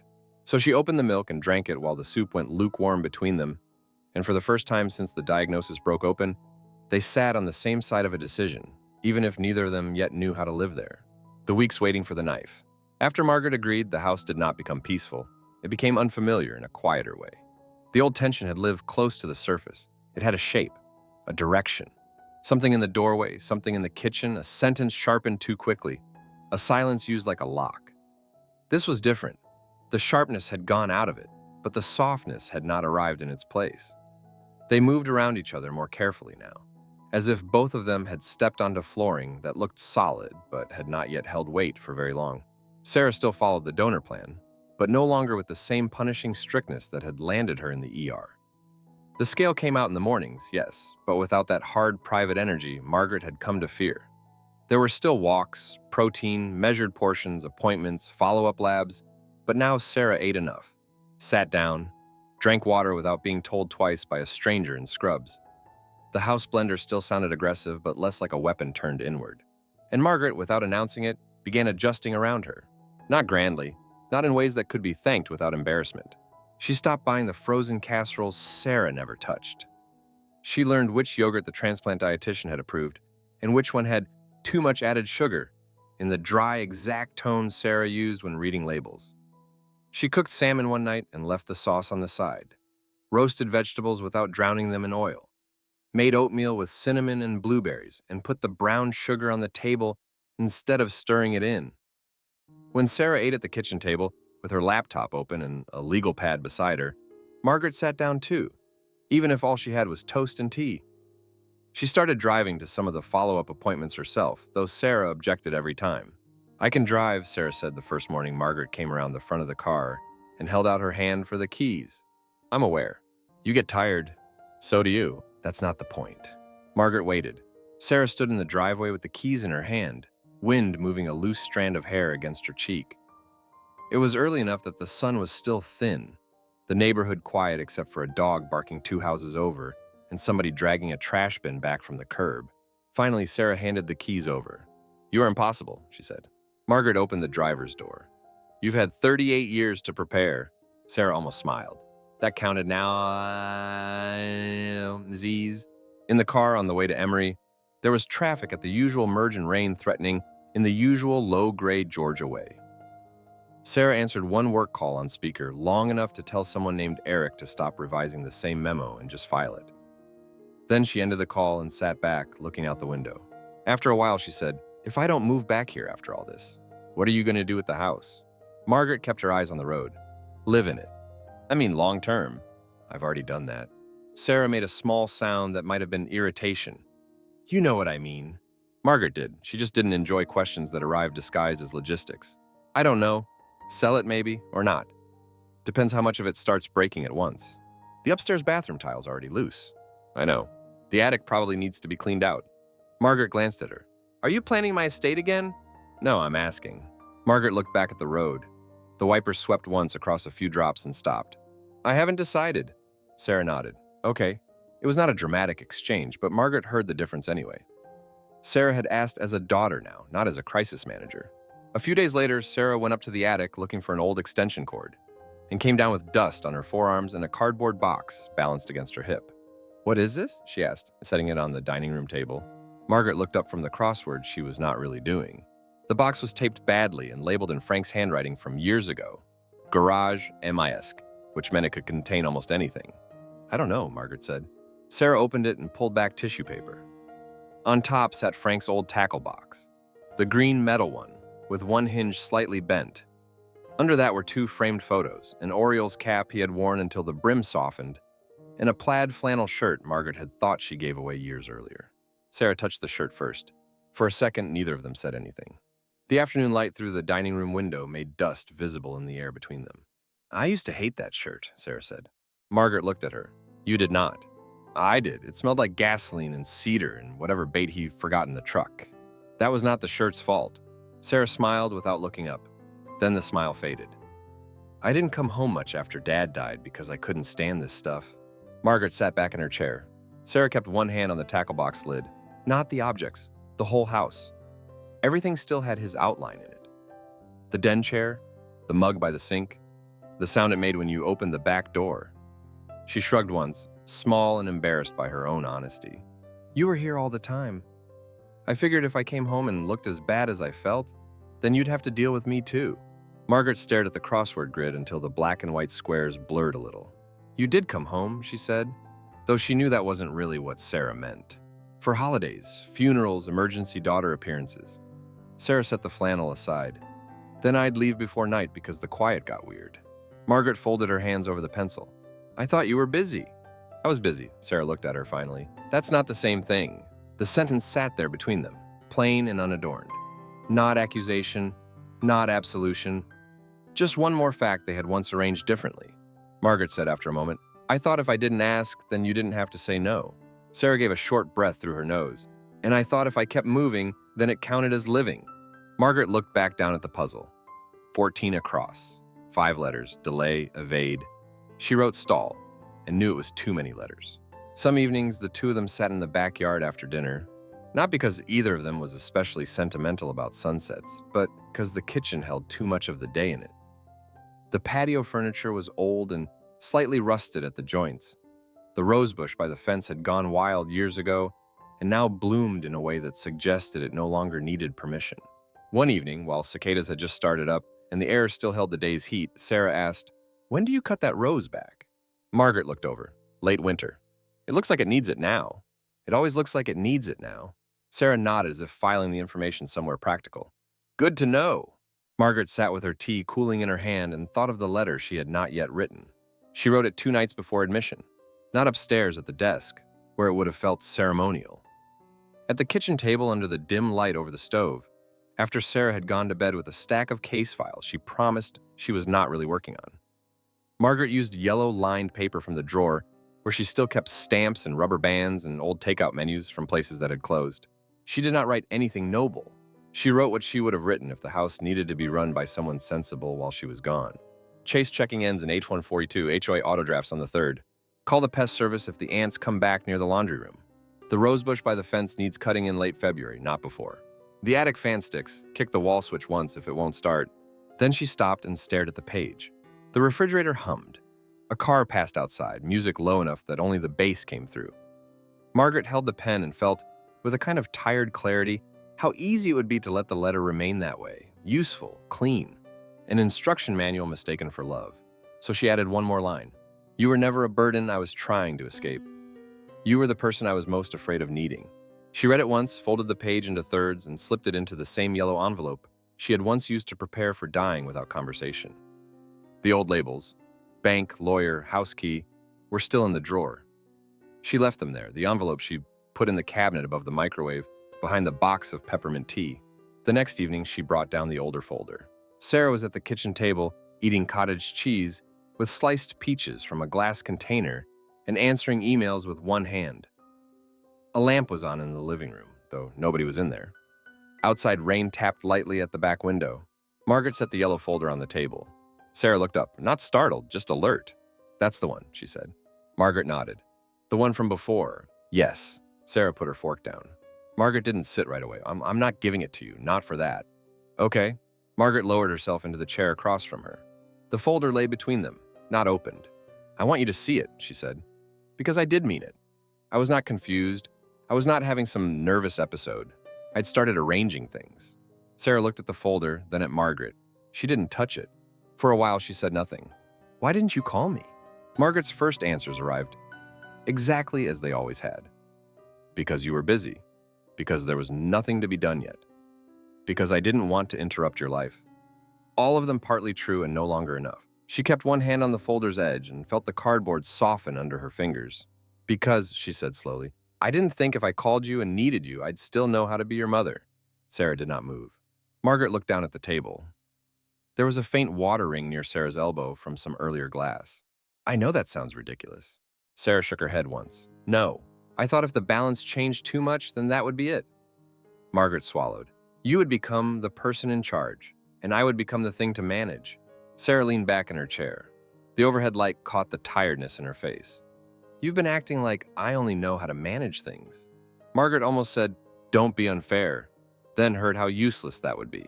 Instead, she said, "Oh, you're very good at it." "That's not the same as all I am." Margaret looked at her daughter properly then. Sarah in an old gray t-shirt, hair pulled back, reading glasses low on her nose. The woman who had spent years arriving with takeout and urgency, staying 48 hours, then leaving before the emotional air of the house could settle around her. The same woman who now knew where the spare batteries were. When Margaret's fatigue hit worst, which grocery store had the brand of bread she would actually eat? "No," Margaret said, "it isn't." Sarah glanced at the folder again. "You really thought you could leave like that?" Margaret answered honestly. "I hoped." Sarah let out a breath and rubbed her forehead. I don't know whether to be angry again or too tired. You're allowed either. That's generous. Margaret almost smiled. I'm trying very hard to evolve. That got a brief, real laugh out of Sarah. Small and unwilling, but real. It passed quickly. Then Sarah reached out and rested 2 fingers on the folder without opening it. I'm sorry too, she said. Margaret looked up. Sarah kept her eyes on the cardboard. For years I told myself I was giving you space, that you liked quiet and didn't want somebody checking on you all the time. She pulled her hand back. Some of that was true. Some of it was just convenient. Work gave me a good excuse not to come sit in this house and feel sad. Margaret said nothing. Sarah shrugged slightly as if annoyed by the admission. Busy was easier than present. The rain at the window had thickened. The kitchen light gave everything a yellow steadiness that made the outside look even darker. Margaret said, I made that easy. You did. They sat with that, neither of them trying to refine it into something prettier. The days kept narrowing. Pre-op instructions arrived in folders and portal messages. Stop eating after midnight. Wash with the antibacterial soap. Bring photo ID, insurance card, medication list. Arrive at this time, not that one. The language of surgery was logistical to the point of cruelty. It left no room for superstition or dread. Just parking decks, fasting, signatures, clear liquids. The evening before admission, Sarah packed her overnight bag in the upstairs guest room. Not because she expected to stay there long, but because once she started folding clothes into order, stopping felt harder. Margaret watched her pass the hall twice with chargers and socks and a paperback she probably wouldn't open. After dinner, neither of them mentioned the next morning directly. Sarah cleaned the kitchen more thoroughly than necessary. Margaret dried dishes that were already almost dry. At some point, Sarah went upstairs to answer one last work call. Margaret stayed at the sink after the final glass was put away, hands resting on the edge of the basin, looking out into the dark backyard where the porch light caught only the first few feet of grass. She stood there longer than she needed to. The kitchen clock clicked once each second.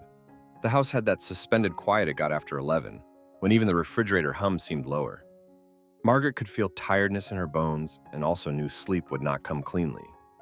Her reflection in the window looked older than usual, as if anxiety had a particular light of its own. Footsteps sounded on the stairs. Sarah came into the kitchen and stopped in the doorway, one shoulder against the frame. Mom? Margaret did not turn right away. What? Are you going to sleep? Margaret looked over at her. Sarah was barefoot, wearing the faded navy sweatshirt she always stole from her own college years, whenever she was nervous enough to want softness without admitting it. Probably not, Margaret said. Sarah nodded once. Me neither. That was all. No speeches, no brave lies, just the ordinary exchange of 2 people standing too close to tomorrow. After a second, Sarah said, Tea? Margaret looked at the cabinet above the microwave. The one with the peppermint tea and the folded letter behind it. Yes, she said. Weak. Obviously. Sarah filled the kettle. Margaret got the mugs down. The small mechanics of it felt almost absurdly comforting.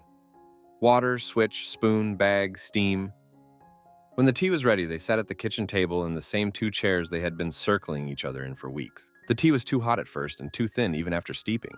Sarah wrapped both hands around her mug. Tomorrow we just go. Margaret nodded. Tomorrow we just go. Sarah looked at her over the rim of the cup. No last-minute speeches. I wasn't planning one. Good. I don't trust people who become eloquent under fluorescent light. Sarah smiled a little into her tea. They sat there while the clock went on clicking and the porch light burned against the dark yard, and neither of them tried to turn the night into something larger than it was. Morning would come. The car would need loading. The hospital would take over. There was nothing left to postpone with words, so they drank weak tea in the kitchen, mother and daughter, tired enough to stop performing for each other and let the last ordinary hour be ordinary. After they had told the truth. The morning of surgery was too bright.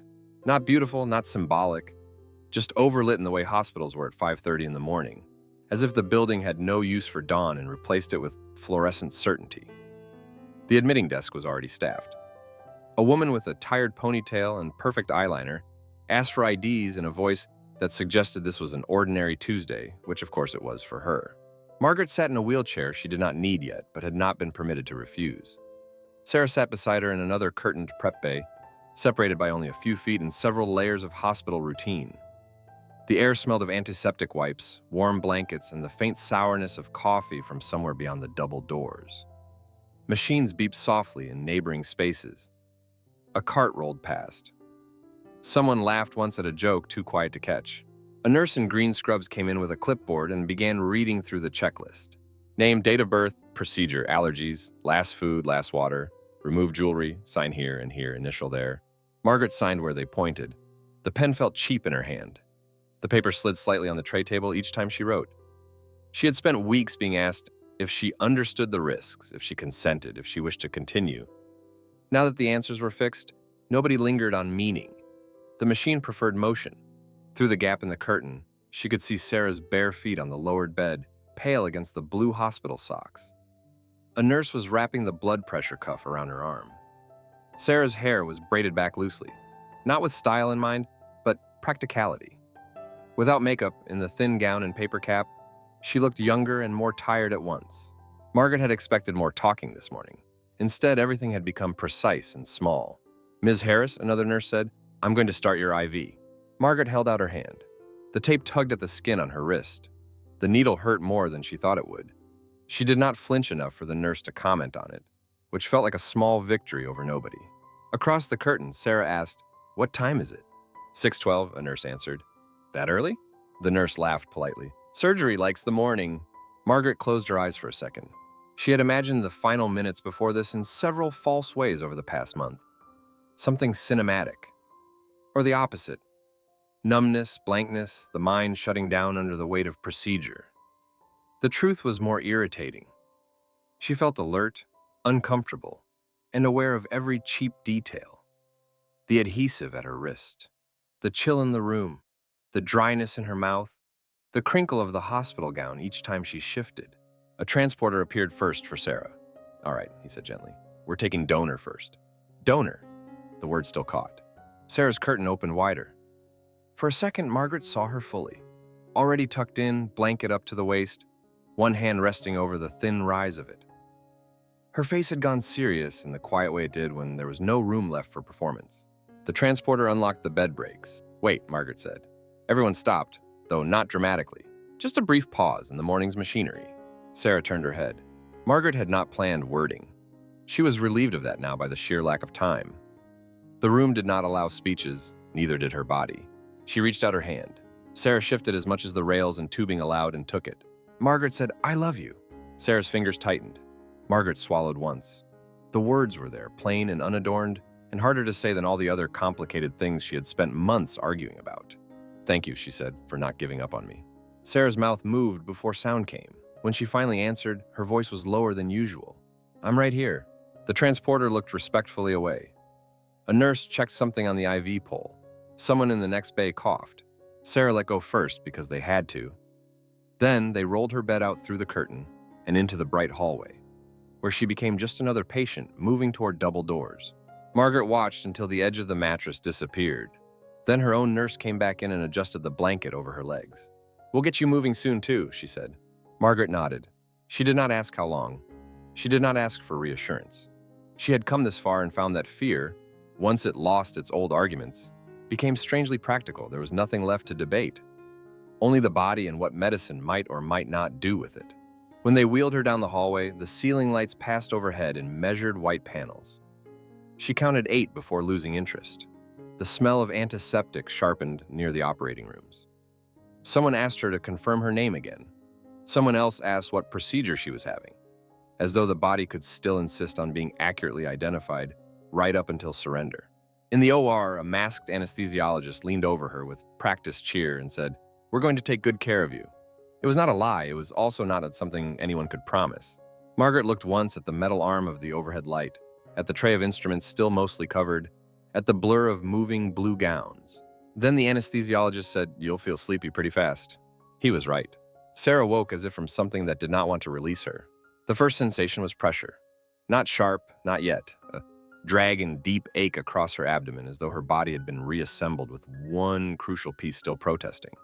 Then thirst, then noise. A monitor somewhere near her head. A nurse saying her name from farther away than she should have been. She tried to speak and heard only breath. "Easy," the nurse said. "Surgery's over. You're in recovery." Recovery. The word made no immediate sense. Sarah blinked up at the ceiling. It was different from pre-op, lower somehow, the lights dimmer. Her mouth tasted like cotton and chemicals. "Mom," she said, or tried to. It came out hoarse and broken. The nurse's face changed by a fraction, not alarm, not exactly. "She's still in surgery," she said. You just focus on breathing for me." Sarah drifted again after that, in and out of the viscous gray water of anesthesia. Someone checked her incision. Someone asked her pain level. Someone adjusted the oxygen under her nose. Time moved wrong. The next clear moment came later in a private room, when her throat hurt less, and the pain in her abdomen had gathered itself into something more organized. Still bad, but shaped.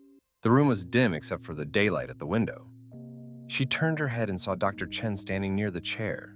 He was still in scrubs, cap off now, hair flattened at the temples. He looked as he always did, controlled, direct, tired in a disciplined way. But he was there in person, not at the foot of a bed during rounds, not half turned toward a chart, waiting. Sarah knew before he spoke that something had gone wrong. He stepped closer. "Your surgery went well," he said first. "The donor hepatectomy was successful. You're stable." Sarah looked at him. He did not soften the next part with vague language. For that, later she would be grateful. "Your mother had significant intraoperative bleeding after graft implantation," he said. "We were able to control part of it, but not enough. She's had massive transfusion. We took additional measures. Her liver function never stabilized the way we needed it to, and the bleeding complications have continued." The room sharpened painfully around the edges. Sarah's hand moved toward her abdomen out of instinct, then stopped because even that motion hurt. "She's alive," she said. The question was hidden badly inside the statement. Dr. Chen nodded once, "And she is alive right now." Sarah closed her eyes. He went on, still clear, still kind enough not to pretend kindness meant hope. "She had a brief period of responsiveness after the last intervention. We don't know how long that will last. I think you should see her now." Sarah opened her eyes again. "I can't," she began, then looked down at the blanket over her own body, at the line of it over the bandage, the IV tubing, the pulse ox clipped to her finger. A nurse appeared almost immediately, as if grief had a call system. Between the nurse and aide and sheer stubbornness, they got Sarah upright, then into a wheelchair. The movement sent pain through her midsection so hard it whitened the edges of the room. Sweat broke out behind her neck. She held the hospital blanket over her lap and tried not to make sound. The ICU room was colder than hers. Machines stood around the bed with screens too bright in the dim light. Bags of fluid hung from poles. Tubing ran in clean loops and ugly necessities. Margaret lay half-raised, skin gone waxy under the hospital pallor, lips dry, eyes closed at first. She looked smaller, not in spirit, but in plain physical fact, as if the body had finally begun yielding its territory. Sarah's wheelchair stopped beside the bed. For 1 second, she could not reconcile this woman with the one at the kitchen sink holding a dish towel, or at the dining room table, squinting at a crossword, or in the driveway arguing about who got the car keys. The machines made it too easy to mistake a person for a case. Then Margaret opened her eyes. Not all the way, just enough. Recognition moved through her face slowly, as if it had farther to travel now. Sarah leaned forward despite the pain in her abdomen. "Mom." Margaret's gaze settled on her. It did not drift. It settled. Sarah reached for her hand. It felt cooler than it should have, the skin thin and dry, tape pulling at the back from some line that had already been removed. Margaret's fingers moved once against hers. Sarah bent closer. Her own body protested sharply, but there was no room left to negotiate with pain. "I'm here," she said. Margaret's mouth moved. No sound came at first. Then something too soft, too broken to be a full sentence. Sarah lowered herself more. One hand braced against the mattress rail to keep from folding over. "What?" she whispered. Margaret tried again. The shape of the effort mattered more than the words. A breath. A fragment. Maybe love. Maybe good. Maybe only Sarah's name cut down to one syllable of air. But the hand in Sarah's tightened once. It was not a dramatic grip, not movie strength, just one last gathering. Sarah understood enough. Her vision blurred. Not all at once, not theatrically. Just enough to make the monitors smear into colored light. She pressed Margaret's hand back as carefully as if pressure itself could still communicate what time no longer would. "It's okay," Sarah said, though she had no idea whether that was true and almost no faith in sentences now. "I know." Margaret's eyes stayed on her for one more second, or 2 or 10. Time had gone useless again. And then the focus in them thinned. A nurse stepped in quietly from the far side of the room. Dr. Chen stood near the doorway and did not intrude. Sarah stayed until the room changed. Not by announcement, by sequence. A number dropping. A nurse moving closer. Another physician entering. The way professionals' bodies became both faster and more contained at once. There was no single moment that looked like death from the outside. Only a narrowing. A series of last permissions the body gave up. Afterward, someone spoke softly near her shoulder. The nurse, maybe. Dr. Chen. She did not register the words. Only later would she remember that no one lied to her. No one said she's in a better place. No one said at least. They said Margaret had died. They said they were sorry. They said Sarah could stay a few more minutes. She stayed. A few days later, after her own discharge, after people had called and texted and sent flowers that arrived wrapped in wet paper and condolence language, Sarah drove back to the house alone. The neighborhood looked indecently normal. Trash cans at curbs. A teenager walking a dog too large for him. Sunlight on windshields. Somebody mowing 2 lots over. The house itself looked exactly as it had before the hospital, before the transplant, before any of it. Brick front, narrow porch, the rose bush by the fence already needing water less often than people thought. Sarah let herself in with the key she had once found labeled in a drawer. Inside, the air held the closed-up smell of a house unoccupied for only a short time, but long enough to notice. Dust and wood, and the faint trace of laundry detergent from the hall closet. She set her bag down by the door and stood in the kitchen without moving. The magnets were still on the refrigerator. The bowl with 2 lemons had gone soft. A dish towel hung folded over the oven handle with Margaret's habitual precision. Nothing had changed and everything had. Sarah opened the kitchen drawer. Inside were the folders exactly as before. Lawyer, bank, insurance, house key. Margaret's block handwriting on white labels, square and practical. No sentiment in them. No attempt to disguise what they were for. Sarah touched the edge of the lawyer folder, then closed the drawer again and opened the cabinet above the microwave. Behind the peppermint tea was an envelope, not labeled this time. She took it down and sat at the kitchen table before opening it, because standing suddenly felt disrespectful in a way she could not explain. The chair made the same soft scrape over the floor it always had. Outside, a car passed. Somewhere in the house, a vent clicked as the air conditioning started. Inside the envelope was 1 sheet of yellow lined paper, folded into thirds. Sarah unfolded it carefully. The writing was Margaret's, steady, practical. Chase checking ends in 8142. Call Richard Bell if you decide to sell the house. He's still at the same office on Claremont. Don't let anyone talk you into overwatering the rosebush. It likes neglect better than fussing. There's 1 container of soup in the freezer behind the peas. Throw it out if it looks questionable. Sarah stopped there for a second and laughed once through her nose, a sound so small it hurt more than crying would have. She kept reading. You don't owe me the rest of your life. Living it decently is enough. That was the last line. No closing slogan, no benediction, no literary performance from beyond the grave. Just Margaret, even here, refusing grandeur and somehow landing deeper because of it. Sarah sat at the table with the paper in both hands until the room steadied around her. Then she laid the letter down flat, smoothing the fold with the side of her hand, the way Margaret used to smooth receipts before filing them. The kitchen was quiet. Not empty exactly. More like full of everything that had finally been said too late to save a life and just in time to save something else from rotting into regret. She looked toward the drawer with its labeled folders, toward the refrigerator, toward the sink where Margaret had stood so many nights pretending order was the same thing as safety.